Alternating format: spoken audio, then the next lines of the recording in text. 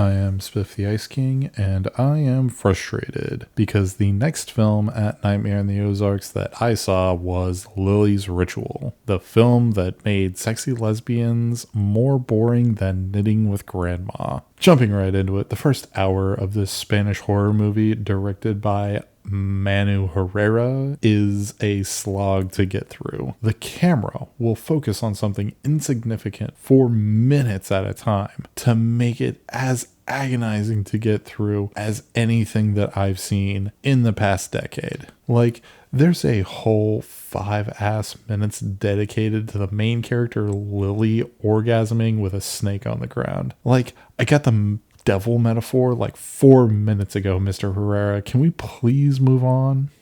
I know that might be a lot to go through in the first minute of my video, so what am I going on about? Well, this movie is all about a girl named Lily joining a cult of like 3 other lesbian witches, and she's promised a spot as the 4th where she'll get magical powers related to the air. My assumption is she agrees to this because she's a huge Avatar fan, so she goes into the woods to have a ritual to initiate her into the cult and almost certainly have some lesbian sex. But we never see any, so Pixar didn't happen. Anyway, spoilers from here on out because I can't do this review without them. And honestly, I think you'll need them to get through that first hour as well. Yeah, that's that description that I'm going for, that little part there. Yeah, that's all the entire first hour. After that hour, we get a twist that these 3 other muff divers are actually going to see Lily as a sacrifice to their god Lilith, so that it can turn into a Saw film for about 20 minutes. But I'm just glad the plot is moving along.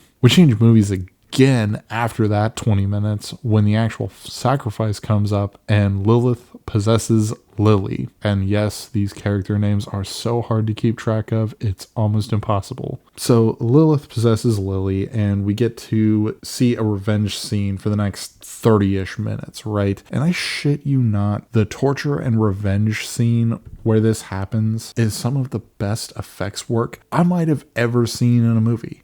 That is not an exaggeration. This 45 minutes is jaw-droppingly amazing, which is what makes me so crazy about the first hour of this movie.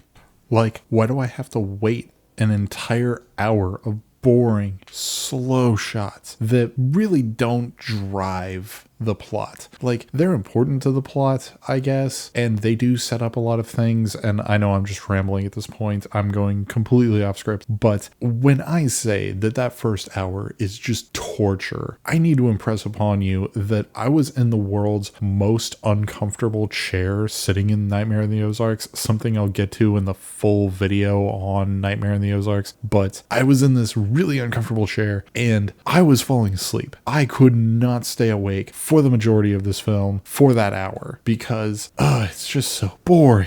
And what makes me even crazier is I'm the easiest slay in the world for witches. And the only thing better than witches to me are lesbian witches. And there's tons of artistic nudity. And all the cinematography is beautiful. And all of the performances are great. But I can't enjoy any of that because the director is so stuck on staring at this door jamb for an extra fucking 30 seconds. Oh my god, it drags so much. I cannot stress that enough. But honest to God, between the makeup for Lilith and her design is amazing. I love it so much. It looks so good on screen, and they do a floating thing with her, and they do a voice with her. They do teeth. It's immaculate. I cannot stress enough how good everything looks and how right up my alley specifically so many parts of this movie are. Unfortunately, I can't even tell you to just skip that first hour and go straight to the good parts because the story is genuinely compelling, asks very poignant questions, and has a lot to say about us in general. But it's just too little story spread out over too much movie. It's so frustrating to talk about this movie. Doubly so because so much of it is such good filmmaking. There's no jarring change in tone. There's no heel turns. It all works, which is why I'm so conflicted with this whole movie. It's movies like this that make me really glad I don't give numerical ratings on this. I do on Letterboxd, but I don't on my YouTube channel here.